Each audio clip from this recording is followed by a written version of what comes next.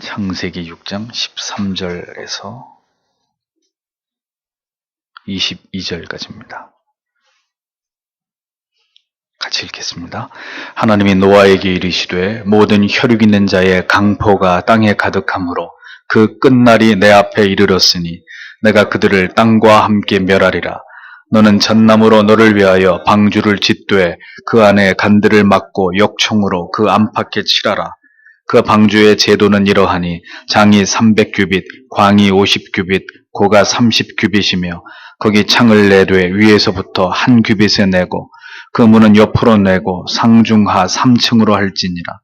내가 홍수를 땅에 일으켜 무릇 생명의 기식 있는 육체를 천하에서 멸절하리니 땅에 있는 자가 다 죽으리라. 그러나 너는 내 아들들과 내 아내와 내 자부들과 함께 그 방주에 들어가고 혈육 있는 모든 생물을 너는 각기 암수 한 쌍씩 방주로 이끌어들여 너와 함께 생명을 보존케 하되 새가 그 종류대로 육축이 그 종류대로 땅에 기는 모든 것이 그 종류대로 각기 둘씩 내게로 나아오리니 그 생명을 보존케 하라. 너는 먹을 모든 식물을 내게로 가져다가 저축하라. 이것이 너와 그들의 식물이 되리라. 노아가 그와 같이 하되 하나님이 자기에게 명하신 대로 다 준행하였더라. 아멘.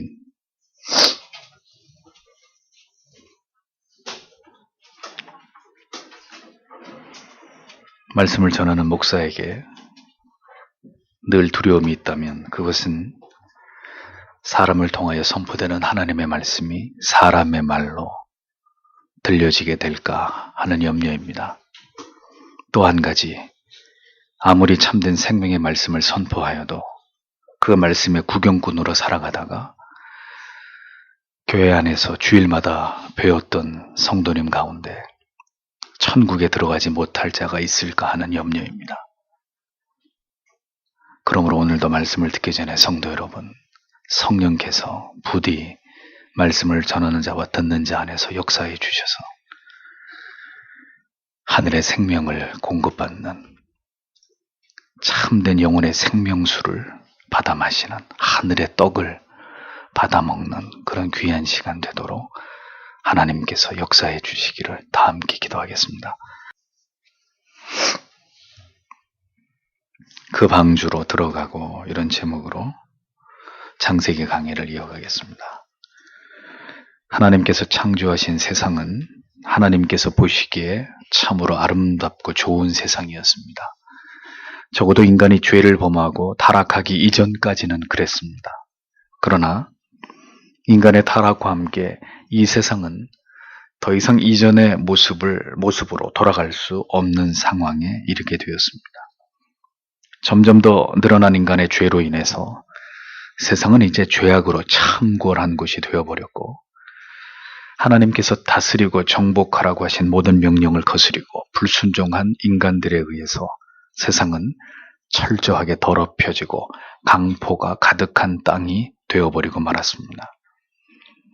하나님께서는 이 땅을 그렇게 만든 장본인인 인간과 함께 이제 이 땅을 멸하고자 작정하셨음을 성경은 담담하게 기록하고 있습니다. 의인 10명이 없었던 소돔과 고모라는 결국 도시 전체가 거대한 숫덩이로 변화되어 버렸던 것을 이어지는 창세기의 말씀은 우리에게 증언하고 있습니다. 그럼 어떤 공통적인 교훈이 그 안에 담겨져 있는 것일까요? 의인들이 모두 소멸되고 죄악이 악인들이 창궐하게 될 때 이제 이 세상에는 반드시 하나님의 멸망의 심판이 결행된다는 것을 성경은 우리에게 분명하게 강조하고 있는 것을 보게 됩니다. 의인이 없는 세상, 더 이상 하나님의 뜻을 받들어서 하나님의 나라와 의를 이루어갈 자들이 사라져버린 때에 하나님은 반드시 그 시대를 그리고 그 나라와 민족을 심판하셨음을 성경은 증언하고 있습니다. 그것은 이제 종말의 때 궁극의 최후의 심판을 위한 예고편에 지나지 않은 것임을 봅니다. 결국 하나님의 심판이 임박한 세상에서 우리가 직면하게 될 감출 수 없이 나타나게 될 증거들은 다시 말씀드리지만 참된 신자의 수가 급감하게 되는 것이고 진정한 믿음을 찾아보기 어려운 시대를 맞이하게 될 것이라는 것입니다. 노아의 시대가 그렇게 패망하게 된 원인을 우리는 성경을 통해서 깊이 들여다보면서 오늘도 진리 안에서 우리는 중대한 교훈을 얻어야 할 것입니다. 성경 13절 말씀을 다시 보면 그때 하나님이 노아에게 말씀하셨다. 모든 육체의 끝이 내 앞에 이르고 있다. 왜냐하면 그 땅에 폭력이 가득 찼기 때문이다. 그리고 보라, 내가 그것들을 통하여 그 땅을 파괴시킬 것이다 라고 적고 있습니다. 끝날이 도래하는 때는 언제입니까? 하나님의 말씀에 따르면 모든 사람들이, 이 땅을 살아가는 대부분의 사람들이 하나님 앞에서 악을 행하고 폭력이 가득한 때임을 알 수 있습니다. 강포라고 번역된 히브리어의 의미는 폭언과 함께 물리적인 힘을 가해서 억압하고 착취하는 모든 악랄한 사악한 행위를 가리킵니다. 사람이 사람에게 그렇게 포악하고 잔인하고 폭력적인 행위를 가할 때 하나님께서는 이러한 일들에 대해서 매우 분노하시는 하나님이시고 그것을 모두 악하게 여기시는 분이라는 것을 알 수 있습니다. 하나님께서 지으신 피조물들이 하나님을 경외하면서 서로를 사랑함으로 질서 있고 그리고 평화롭게 살아가고 하나님의 권위에 복종해야 되는데 그렇게 하지 않고 서로를 미워하고 죽이고 이 세상을 폭력으로 물들여갈 때 하나님께서는 심판의 날을 더 앞당기기 위해서 칼을 갈고 계시는 분이라는 것을 우리는 기억해야 합니다. 우리는 눈만 뜨면 이 세상에서 일어나고 있는 모든 잔인한 폭력과 관련된 뉴스들을 접하면서 살아가고 있습니다. 단 하루도 빠짐없이 죽고 죽이는 이런 일들이 일어나고 있는 세상을 보고 있습니다. 이 모든 일들이 이미 노아의 시대에서부터 하나님의 심판이 임박했던 그 시기부터 강팍한 인간들에 의해서 자행되어져 왔던 일들이라는 것을 우리는 보게 됩니다.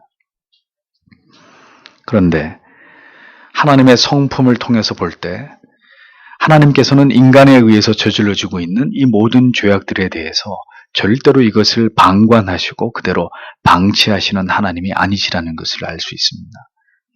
하나님께서는 죄로 오염된 이 세상을 반드시 정결케 하시기를 원하시는 분이시고 필연적으로 그 일을 행하실 분으로 작금의 세상은 이제 그 종국의 심판이 이루어질 그때가 언제 도래할지를 기다리고 있는 그런 상황이라는 것을 우리는 올바르게 인식할 필요가 있는 것입니다. 마치 사형이 확정된 사형수가 자신의 죽을 날만을 기다림처럼 지금의 이 시대는 안타깝게도 하나님 앞에서 노아의 시대처럼 동일한 그 멸망의 단계와 전철을 밟고 있는 것을 우리는 확인할 수 있습니다. 노아가 진정으로 하나님과 동행하는 자였고 그가 하나님께 은혜를 입은 자였음을 알 수 있는 가장 두드러진 부분은 바로 하나님께서 이제 어떤 일을 행하실지에 관해서 노아에게만 친히 말씀하셨다는 점입니다. 마치 왕이 자신의 책사나 모사들에게 자신이 하고자 하는 일을 다 의논하듯이 하나님께서는 노아를 불러서 이제 하나님이 행하실 일을 그에게 말씀하고 그와 의논하시는 하나님이 노아를 그렇게 대우하고 계시는 장면을 우리는 성경을 통해서 보는 것입니다.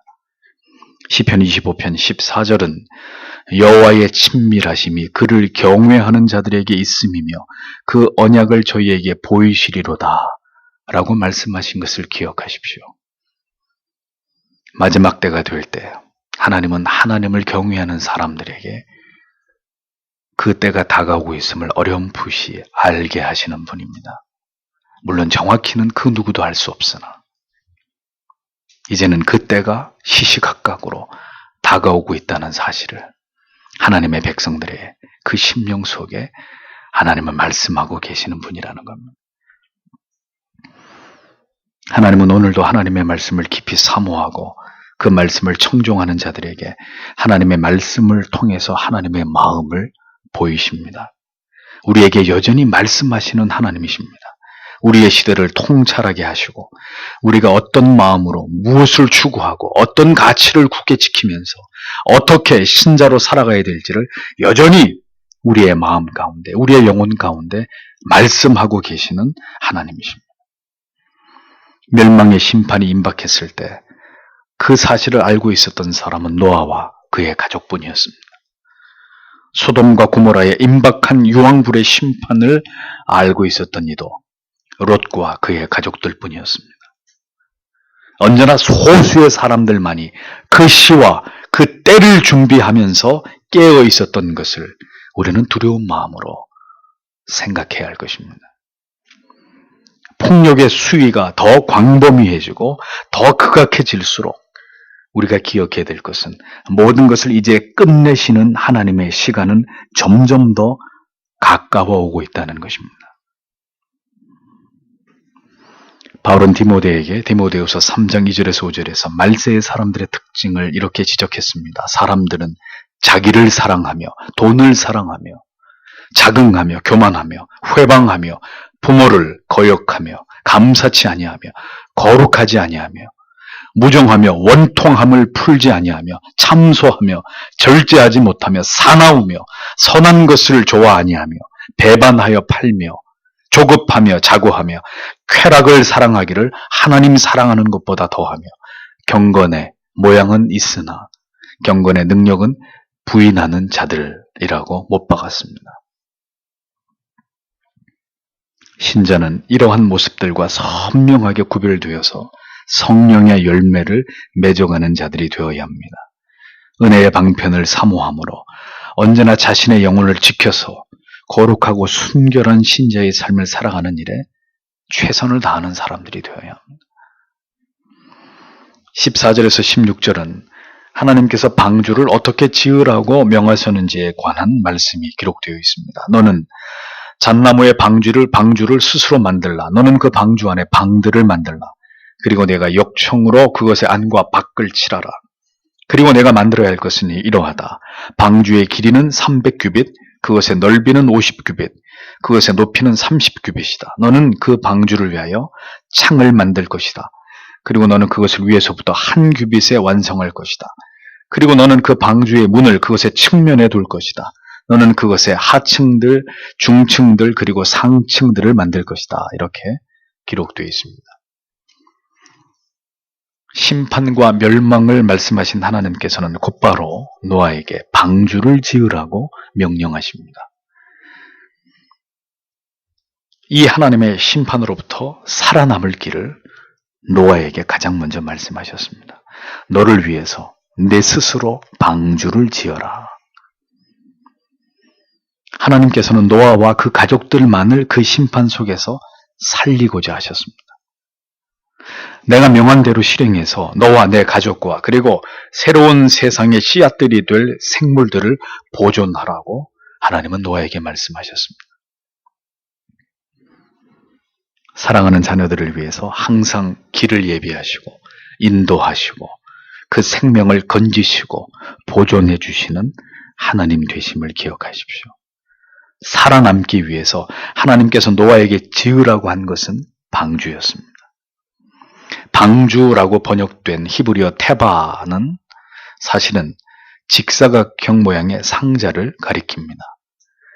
아기 모세가 담겨 있었던 조그마한 갈대로 만든 상자 역시 이 테바라는 단어로 표기되어 있고, 그래서 그 의미는 노아의 방주가 그냥 단순한 배가 아니라는 것을 우리에게 가르쳐주고 있는 것이죠. 70인역에서는 이 단어를 상자 혹은 궤를 뜻하는 키포토스라는 말로 번역하고 있습니다. 즉 성전 궤, 언약 궤를 지칭할 때도 이 단어를 사용하고 있는 점을 발견하게 되는 거죠. 즉 노아가 짓게 된 것은, 노아가 만들었던 것은 하나님의 언약을 보존하고 실어 나르는 거대한 나무 상자였다는 뜻입니다. 하나님께서 인간을 계속해서 보존하시고 구속사를 이어나아가기를 원하시는 하나님의 그 위대한 언약을, 노아는 그 언약을 보존하기 위한 상자를, 큰 상자를 지었던 것이죠. 배는 동력이 있어야 되고 조향장치가 필요합니다. 그래야 배 위에서 운항을 할 수 있습니다. 그런데 노아에게 만들라고 하신 배는 전혀 그런 것이 존재하지 않았습니다. 어디로 가야 하는지 처음부터 그 목적지가 없었기 때문입니다. 그 방주가 앞으로 어떻게 항해를 하고 어디에 멈추어 설지는 인간에게는 알 권리가 주어져 있지 않았습니다. 그것은 오직 하나님의 주권과 하나님의 결정과 하나님의 계획하심에 따르는 것이었기 때문입니다. 그 상자를 주장하시는 분은 그 방주의 선장은 오직 하나님 한 분뿐이심을 성경은 우리에게 말씀하고 있는 것이죠.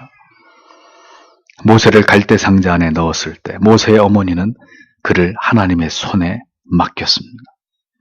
구원의 방주는 그 방주의 의미와 그 방주에 승선하게 될 존재들은 하나님이 결정하시고 하나님이 그 안에 채우실 일이었습니다.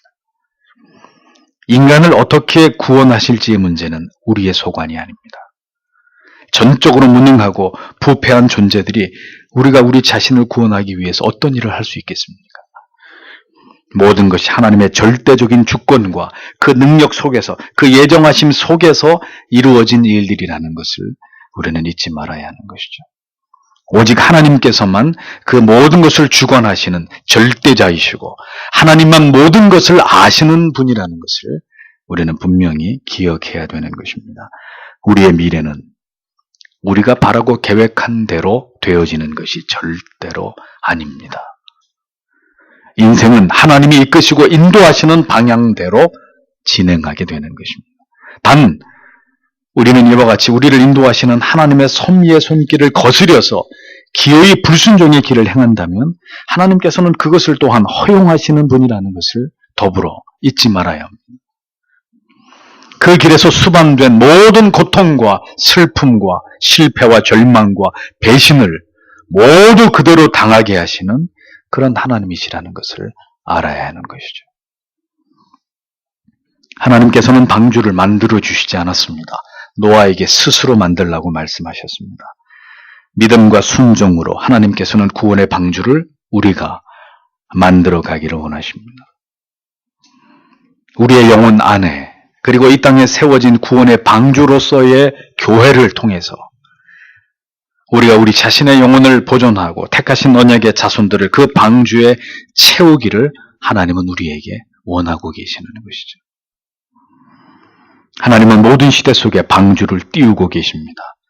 하나님은 모든 택하신 백성들을 그 배에 모두 승선시키시고 안전하게 목적지까지 우리를 인도하시는 가장 위대한 선장이십니다.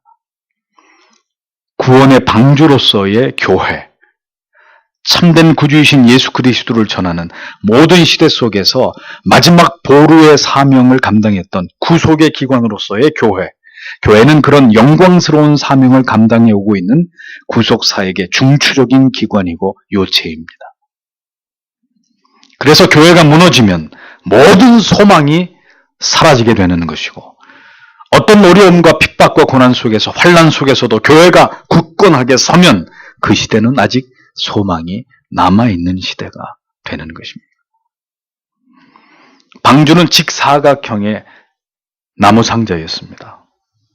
운항을 하는 항해용 배가 아니었다는 것을 주의해서 보셔야 합니다. 그냥 물 위에 떠있기 위한 배였습니다. 말이 배지 큰 나무 상자였다라는 거죠. 추진력도 없고 방향을 제어할 수도 없는 큰 나무 상자. 교회가 무엇인가를 해야 한다고 생각하지 마십시오. 교회가 무엇인가 자꾸 새로운 일들을 꾸미고 지어내고 확장하면서 그 일이 하나님이 하시는 일이라고 제발 우기지 않았으면 좋겠습니다. 하나님은 결코 그런 일을 우리를 통해 하려고 하시는 분이 아닙니다. 방주는 누구도 앞으로 나아가게 할 이유가 없고 어디로 가자고 주장할 이유가 없는 그런 단순한 구조물이었습니다. 오직 하나님만을 절대적으로 신뢰한 채로 하나님을 바라보면서 그냥 떠있기만 하면 되는 것이 방주였습니다. 이 죄악으로 물든 세상 위에 도도히 떠서 그렇게 존재하고만 있으면 되는 것이 교회입니다.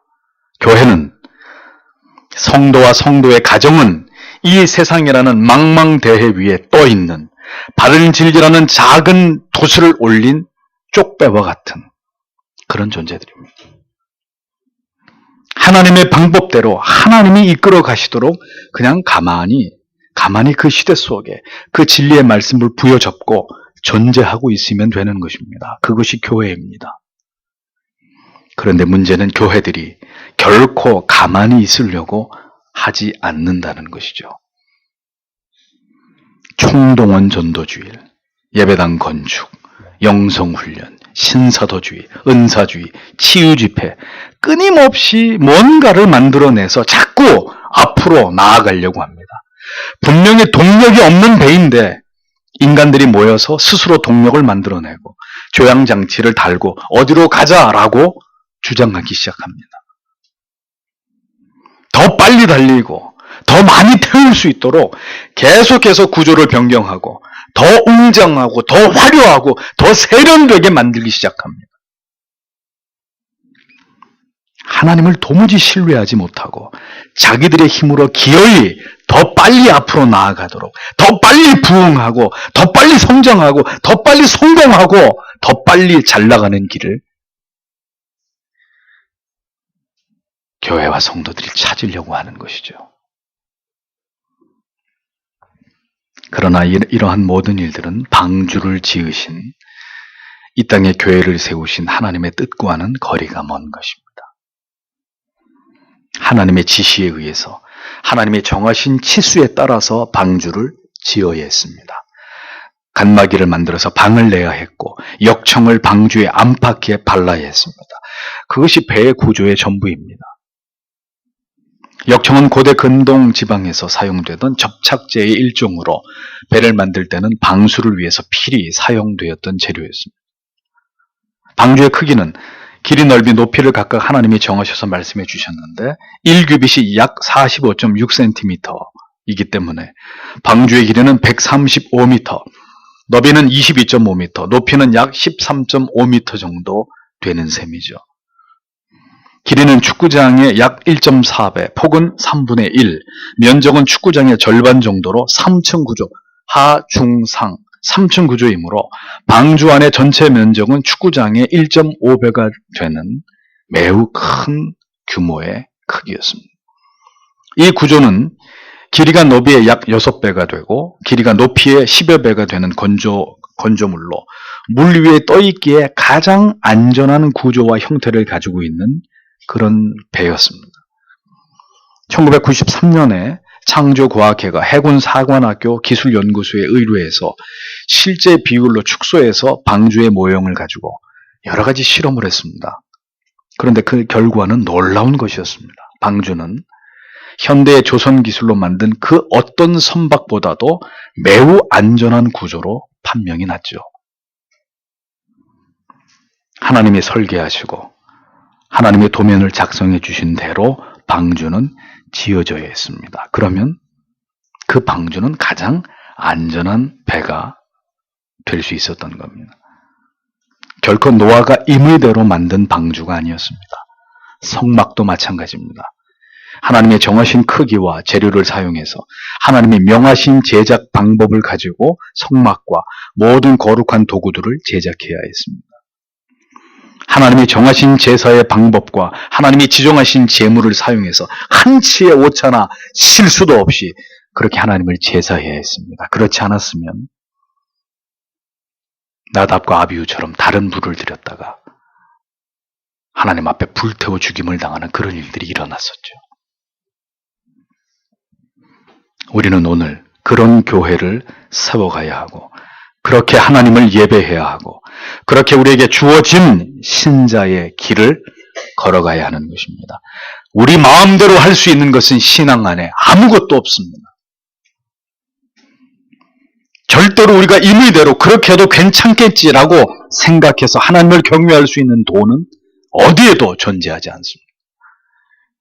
루터는 성경이 명하지 않은 것은 모두 하나님께서 허용하신 것이라고 보았지만 칼빈은 성경이 하라고 명시하지 않은 것은 모두 하나님이 금하신 것이라고 그렇게 보았습니다.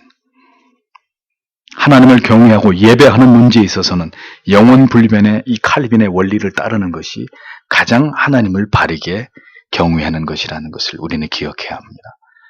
바로 그것을, 그 정신을 하나님께서 우리에게 요구하셨고 거듭 강조해서 성경을 통해 말씀해 오셨기 때문입니다. 인간에 의해서 변질된 진리, 변질된 신학, 변질된 신앙, 변질된 예배와 교회는 결코 하나님이 인정하시는 가치들이 아니라는 사실을 잊지 마십시오. 사람이 하나님 경외함의 도를 변개시키는 것은 중대한 불경의 죄가 된다는 것을 우리는 분명히 알고 있어야 할 것입니다. 방주의 설계를 말씀하신 하나님께서는 그 커다란 배에 단 하나의 창문만을 만들게 하셨는데 그 위치는 윗천정에서부터 한 규빗 50cm가 채 되지 않는 가장 방주의 높은 곳에 창문을 하나만 만들고 문은 역시 옆에 하나만 만들라고 말씀하셨습니다. 원문에는 분명히 이 창과 문이 단수로 분명하게 표기되어 있음을 확인할 수 있습니다. 그 큰 배에 천장에서 50cm 떨어뜨린 곳에 작은 창문을 하나 내고 그리고 문을 하나만 냈을 뿐이다 라는 겁니다. 단 하나의 창문, 그것은 밖을 보기 위한 목적이 아니었고 그 많은 동물들이 타고 내리는데도 문은 단 하나뿐이었습니다.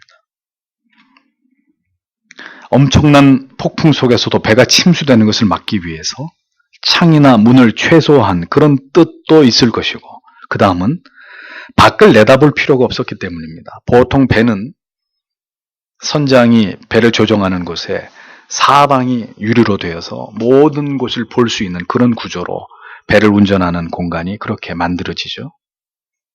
노아의 배는 밖을 쳐다볼 수 없는, 쳐다볼 필요가 없는 구조를 가지고 있었습니다. 문은 한 번 닫고 다시 열 때까지 문을 사용할 이유가 없었기 때문에 문은 단 하나의 문이면 좋겠습니다. 그렇게 하신 가장 큰 이유는 밖에서 일어나는 상황에 대해서 방주 안에 있는 사람과 짐승들은 그것을 전혀 알 이유가 없었기 때문입니다. 그 배는 사람이 움직이는 배가 아니었기 때문입니다. 그 배는 하나님께서 움직이고 계셨고 출항과 도착을 모두 하나님이 결정하실 하나님의 선장이신 배였기 때문입니다. 단 하나의 창은 환기를 위한 용도였겠지만 보다 심오한 영적 의미는 그 하나의 창으로 오직 하늘만을 바라볼 수 있었듯이 그렇게 오직 하나님 한 분만을 의지하라는 의미를 담고 있었던 것이죠. 문이 하나인 것은 하나님은 우리를 구원하실 분으로 오직 하나님의 아들 예수 그리스도 그분을 이 땅에 구주로 오시게 할 것임을 우리에게 분명하게 예표하기 위해서 방주의 창문과 문이 각각 하나이었던 것을 우리는 알 수 있습니다. 이 땅에서의 교회와 성도의 믿음과 삶의 태도와 자세가 어떠해야 되는지 우리는 바로 이 노아의 방주의 구조를 통해서 그 해답을 얻을 수 있습니다. 그것은 어떤 어려움 속에서도 오직 견고하게 하나님만을 바라보고 의지하라는 것이죠. 오직 하나님의 뜻대로 되어지기를 믿고 소망하고 견고하게 하나님만을 의지하는 그 믿음의 신자가 되어야 한다고, 그 믿음을 가진 교회가 되어야 한다는 것을 방주의 구조는 우리에게 교훈하고 있는 것입니다. 밖을 보면 뭐 할 겁니까? 그러면 밖을 쳐다보면 우리에게 해결책이 있습니까? 온 세상이 물로 다 뒤덮인 상황에서 우리가 밖을 내다본다고 한들 무엇이 달라지겠습니까? 우리가 고난의 상황을 자꾸 거기에 우리의 마음을 쏟고 생각을 하고 거기에 집착을 한다고 해서 우리에게 닥친 고난의 문제가 해결되고 우리의 환난의 어려움들이 저절로 우리의 힘으로 해결될 수 있는 그러한 성질의 것들입니까? 그러니 하나님은 쳐다보지 말라는, 밖을 바라볼 이유가 없다는 것이죠. 창문은 하나, 문은 탈 때와 내릴 때 하나의 문. 우리의 운명은 하나님의 손에 달려있다는 것을 믿으라고 말씀하고 있는 것입니다. 하늘 가장 가까이에 나 있는 방주의 가장 높은 곳에 위치한 하나의 창. 우리가 바라보아야 될 대상은 언제나 우리의 마음 가장 높은 곳에 계시는 영원히 하나님 한 분밖에 없어야 된다는 진리를 방주는 우리에게 가르쳐 줍니다. 어떤 순간이든지 고개를 들어서 우리가 바라보아야 될 대상은 우리에게 영원히 오직 주 예수 그리스도 한 분뿐이라는 것을 노아의 방주는 우리에게 웅변하고 있는 것입니다. 인생이란 바다를 항해하는 동안에 선장은 내가 아니라는 사실을 잊지 마십시오. 우리는 동력도 없고 조향장치도 없는 오직 하나의 창과 문이 있을 뿐인 방주와 같은 인생입니다.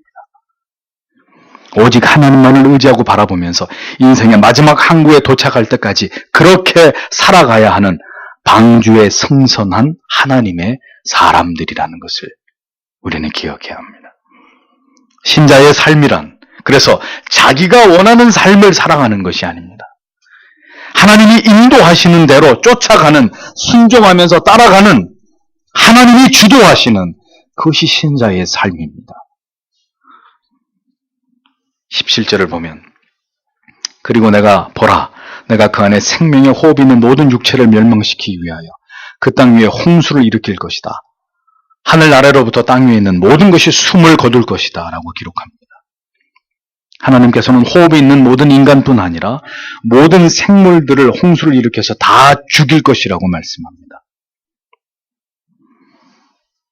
하나님이 지으신 그 세상을 이제 다 하나님이 닫아버리시겠다는 거예요. 하나님이 생명을 주어서 존재하게 한 모든 것들을 다 죽게 하겠다는 거예요. 우리에게 생명을 주신 이유가 무엇입니까? 살아있다는 것은 사람들에게 어떤 의미가 되는 것입니까? 우리가 살아있는 것은 우리 자신을 위한 삶 때문만이 아닙니다. 삶은, 생명은 끊임없이 하나님과 하나님의 뜻을 깨달아 사유할 수 있는 기회들입니다. 인생을 통틀어서 우리가 하나님을 아는 기쁨과 감격 속에서 영생을 소망하면서 우리에게 닥치는 모든 일들을 영적으로 해석하고 판단하면서 그것을 우리가 진리 안에서 은혜로 모두 감당해 나아갈 수 있다면 이보다 더 우리의 인생에서 의미 있는 시간들이 어디 있겠습니까?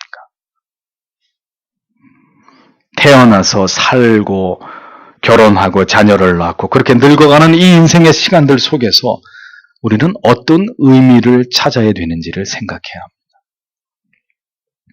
우리를 이 세상에 존재하게 하신 하나님의 뜻을 우리의 모든 인생에서 겪게 되는 일들과 상황 속에서 올바로 그것을 깨닫고 그 가운데서 하나님의 뜻을 견고하게 붙잡고 그것을 쫓아가지 않을 것 같으면 우리의 생명과 인생의 시간들은 아무런 의미가 없는 것이라는 겁니다. 우리 자신을 위해서 먹고 마시고 시집가고 장가가고 있는 그런 모든 시간들은 하나님이 보시기에 아무런 가치가 없는 그런 시간들일 뿐인 것이죠. 그러므로 신자는 되도록 우리의 인생이 낭비되지 않게 해야 합니다. 공부를 하든 직장을 다니든 결혼을 하든 자녀를 양육하시든 우리가 늙어서 노년이 되었든 간에 우리에게 주신 인생의 소중한 시간과 기회들을 하나님 앞에서 선용하는 지혜가 반드시 우리에게 필요하다는 것. 나를 있게 하시고 나의 인생을 있게 하신 하나님 앞에서 나의 인생과 삶이 분명히 의미가 있어야 한다는 거죠. 나를 이 세상 가운데 있게 하시는 하나님의 뜻이 오늘의 우리의 삶의 현장에서 분명히 드러나야 한다는 것. 그렇지 않을 때 하나님께서는 이 세상에 있는 모든 생명 있는 것들을 심판하여 죽음에 이르게 한다 하더라도 아무도 그 누구도 하나님을 향해서 원망하거나 따질 수 없는 것입니다. 하나님은 우리 모든 존재의 근원이시고 창조주이십니다. 우리는 그분에 의해서 태어났고 존재하고 살아가고 있을 뿐인 우리 자체만으로는 아무런 의미가 없는 존재일 뿐입니다. 그렇게 살아가는 인생들에게 진리의 계시, 빛을 비추어서 하나님을 알게 하고 인간의 실존을 알게 하고 영생과 영벌이 있음을 알게 해서 의미 있는 존재가 되게 하시는 것. 그것이 하나님이 모든 죄인들 안에서 행하시는 놀라운 일들입니다. 여러분들의 인생에는 그 의미가 부여되어 있는지를 생각해 보십시오. 언제나 왜 살아가게 하는지를 생각해야 합니다. 왜 우리의 생명을 아직도 보존하여 주시는지를 진지하게 사유해 보셔야 합니다. 언제든 생명과 삶을 우리에게 허락하신 하나님께서 전혀 사전에 아무런 예고 없이 다시 우리에게서 그것을 취해갈 수 있는 분이라는 것을 우리는 분명히 기억하면서 살아가야 합니다. 이 땅에서의 시간과 생명은 내 것이 아닙니다. 잠시 우리에게 맡겨진 것이고 하나님이 그것을 되찾겠다고 하면 오늘 이 밤에라도 하나님이 되찾아 가실 수 있는 것이죠. 하나님께서 한 시대 속에 모든 생명들을 멸하시던 때를 보십시오. 그들을 창조하신 하나님 앞에서 전혀 아무런 존재의 의미와 이유가 없는 폐괴하고 강포한 삶을 살아가고 있었던 그런 자들이었습니다. 존재의 의미와 목적을 상실한 채로 세상의 죄악을 먹고 마시면서 살아가는 자들은 살아있지만 그래서 죽은 것과 다를 바 없는 삶을 살아가고 있는 사람들이라는 것을 우리는 기억해야 합니다. 살아서 걸어 다니고 있지만 영적으로는 다 죽은 사람들이에요. 영적으로 썩어 빠진 좀비들이 세상에 걸어 다니고 있는 거란 말이죠. 살아있는 모든 것이 모두 다 하나님 앞에서 의미가 있는 것이 아니라는 것을 여러분 분명히 깨달으셔야 합니다. 생명을 주신 분께서 그 모든 생명을 한순간에 모두 다 거두실 수도 있다는 것을 우리는 잊지 말아야 합니다. 그러므로 우리의 살아가고 존재함이 하나님의 영광을 위한 것이며 하나님을 영화롭게 하기 위함이 되게 해야 되면 너무나 분명한 사람이 존재하는 제1의 목적이 되어야 한다는 거죠. 18절에서 20절을 보겠습니다. 그러나 내가 나의 언약을 너와 세울 것이다. 그리고 너는 너의 아들들과 너의 아내와 내 아들들의 아내들과 함께 그 방주로 들어가라. 그리고 너는 모든 육체에 살아있는 것을 종류마다 둘씩 너와 함께 보존하기 위해 그 방주로 들어가도록 하라. 암컷과 수컷이 살 것이다. 그 새가 종류대로 짐승의 종류대로 땅의 모든 기는 것이 그 종류대로 각각 둘씩 살기 위해서 내게로 나올 것이다. 이렇게 기록하고 있습니다. 하나님께서는 의인 노아를 통해서 구속사의 물줄기가 흘러가게 하시겠다고 말씀하셨습니다. 노아와 새로운 언약을 세우신 것을 볼 수 있죠. 노아의 가족들, 그의 아들들과 자부들은 바로 그 언약을 실행하기 위해서 하나님께로부터 선택을 받은 사람들이었습니다. 악한 시대에 하나님을 경외했던 하나님께 은혜를 받은 노아, 그와 그의 가족들은 그렇게 새롭게 다시 쓰여지는 역사의 주인공이 되었고 하나님의 언약의 당사자들이 되었습니다. 하나님의 역사를 시작하는 새로운 시작의 주인공들, 그들이 바로 하나님의 언약의 백성들이라는 것을 보여줍니다. 이 말씀을 듣는 여러분 가운데 혹시 여러분의 유일하게 가정에서 예수를 믿고 있는 그런 자들이, 그런 분들이 계신다면 기억하십시오. 당신은 당신의 가정과 가문에 새롭게 쓰여지는 하나님의 역사의 시작이라는 것을 기억하십시오. 당신의 가정을 향하신 하나님의 신실하신 언약의 시작점, 거룩한 연결고리가 바로 당신입니다.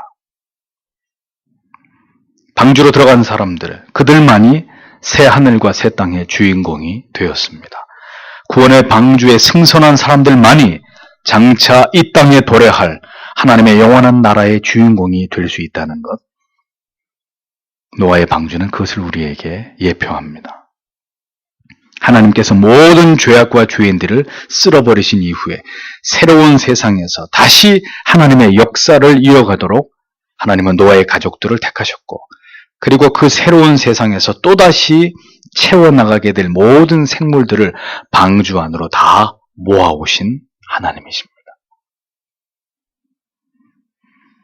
그 모든 생물들을 각기 종류대로 암수 한 쌍씩 방주에 모두 태워서 그들의 생명을 보존하게 하되, 구체적으로 새, 육축, 땅에 기는 모든 것까지 그 종류대로 각기 둘씩 방주에 태우라고 말씀하셨습니다.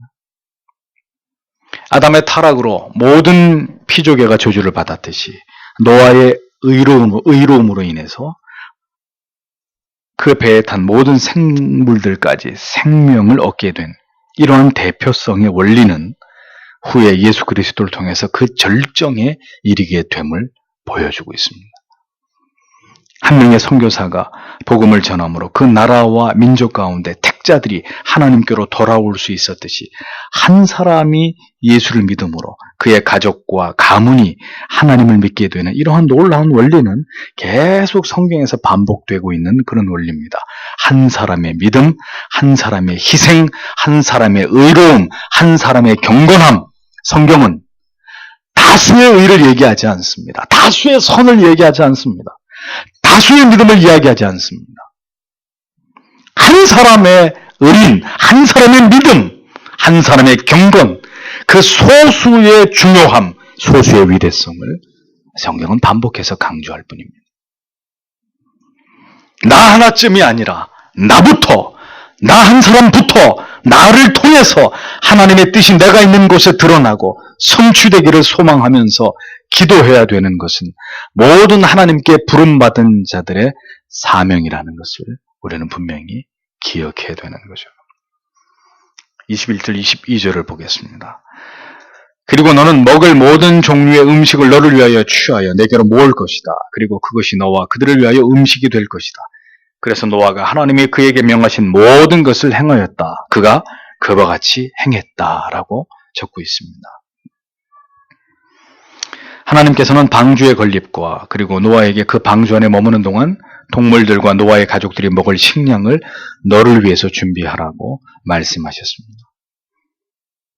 하나님께서는 만나와 메추라기를 먹이시는 경우도 있지만 그렇게 하나님이 일방적으로 내려주셔서 먹게 하시는 경우도 있지만 우리가 손수 먹을 것을 준비하라고 말씀하시는 때도 있다는 것을 성경은 보여줍니다. 그냥 주시는 것도 하나님의 은총이라면 우리가 우리 자신의 식량을 친히 준비하고 그것을 준비시키는 것도 하나님의 은총이라는 것을 기억해야 되는 거죠. 식량을 구하려야 구할 수 없는 때가 오기 전에 하나님께서는 먹을 수 있는 식량을 모아오라고 노아에게 분명히 말씀하셨습니다. 물이 덮여서 세상 어디에서도 먹을 것을 구할 때가 없는 그 시기가 오기 전에 먹을 모든 식물을 내게로 가져다가 저축해서 너와 방주에 탄 모든 생물들의 식량이 되게 하라고 말씀하셨습니다. 듣고 싶어도 더 이상 선명한 진리를 들을 수 없는 시대가 올 것입니다. 여러분이 미리 깨어서 하나님의 말씀의 식량을 확보해 놓지 않으면 어디에서도 참된 진리를 받아먹지 못하고 듣지 못하고 여러분들의 영혼의 창고에 저장할 수 없는 때가 옵니다. 사실 여기서 그 많은 생물들이 먹을 식량, 배설물 이것을 어떻게 감당했을까? 이런 의문이 우리 안에 생길 법합니다.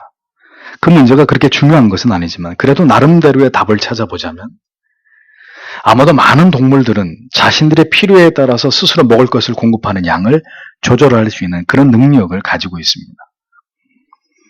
신체 움직임이 거의 없을 경우에는 동물들은 스스로 음식량을 조절해서 현저하게 먹는 양을 감소시킬 수 있는 그런 능력이 있죠.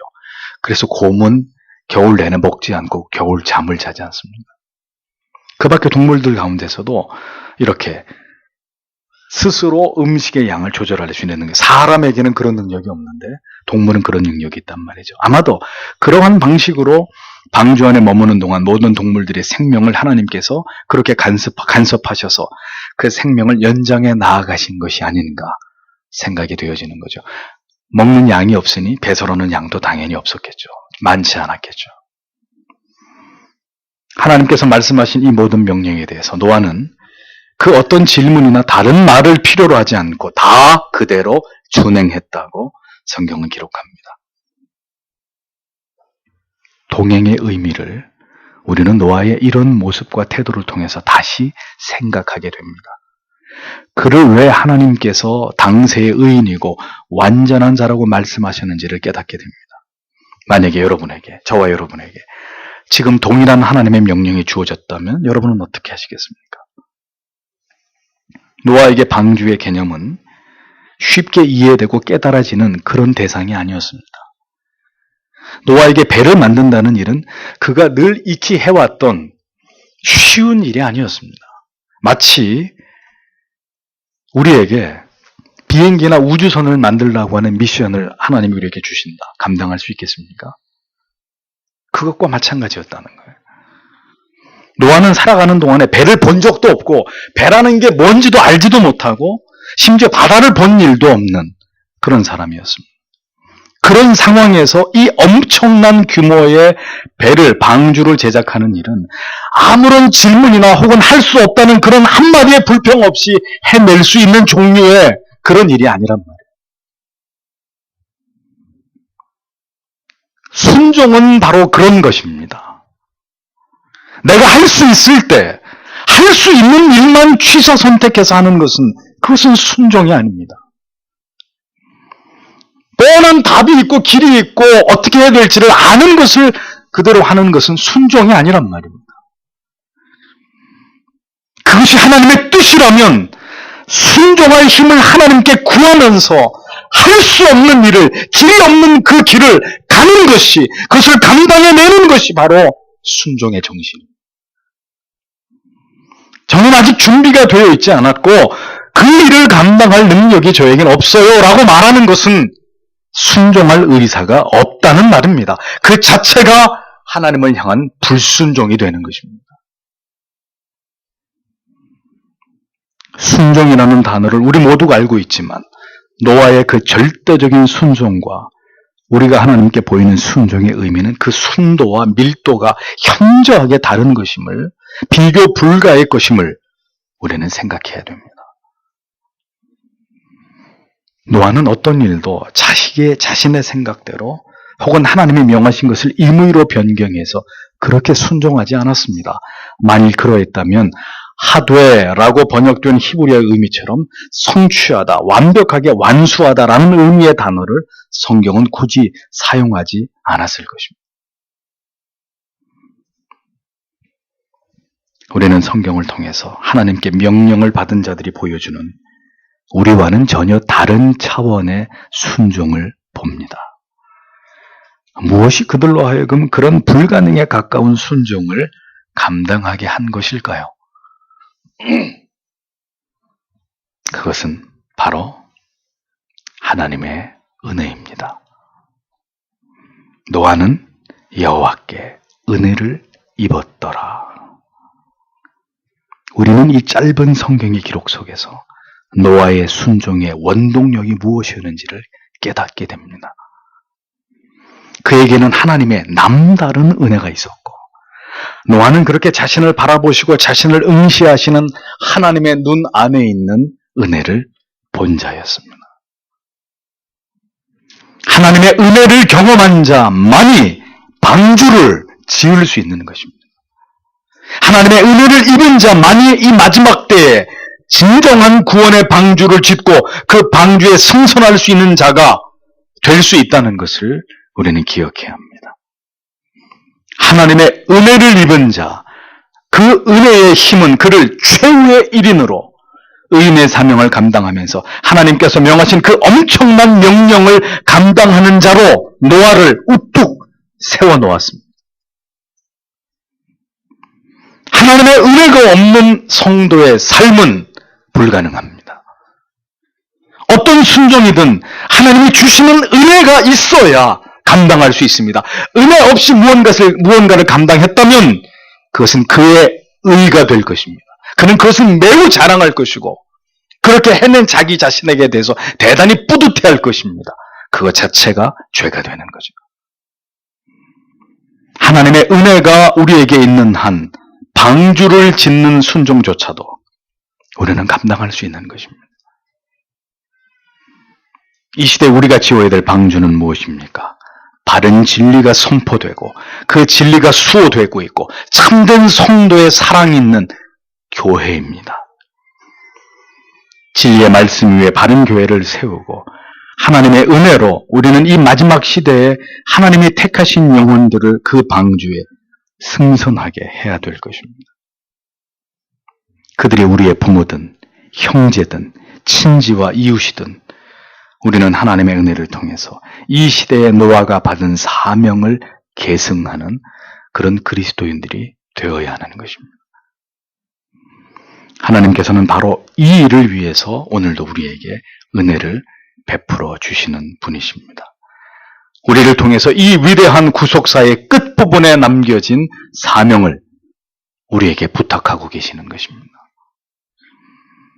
오늘을 이 세상에서 그리스도인으로 간다는 것은 바로 그러한 의미들을 담아내고 살아가는 것을 뜻합니다.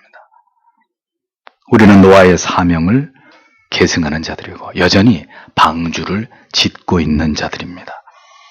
비록 단 한 명의 의인이 남겨져 있다 하더라도 그를 이 구원의 방주에 태우는 사명을 위해서 오늘도 우리는 존재하고 있고 역사상 가장 중요한 그 임무를 수행하고 있는 사람들이 바로 저와 여러분들이라는 거죠. 그냥 살아가는 삶이 아닙니다. 부디 성도 여러분, 이 분명한 존재의 목적과 의미를 간직하시고 보다 구체적으로 이 방주 운동을 우리의 모든 삶에서 감당해 나가기 위해서 하나님의 도우심과 은혜를 구하면서 하나님의 뜻에 순복하여 그 의인의 길로 걸어가는 하나님의 사람들이 되시기를 주님의 이름으로 축복합니다.